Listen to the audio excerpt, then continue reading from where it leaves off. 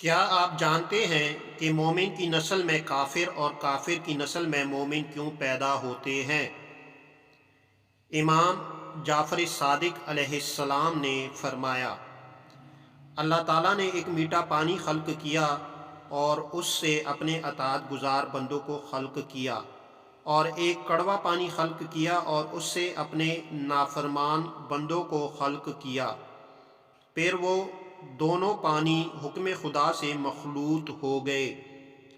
اگر یہ نہ ہوتا اور دونوں الگ ہوتے تو پھر مومن سے مومن اور کافر سے کافر ہی پیدا ہوتا۔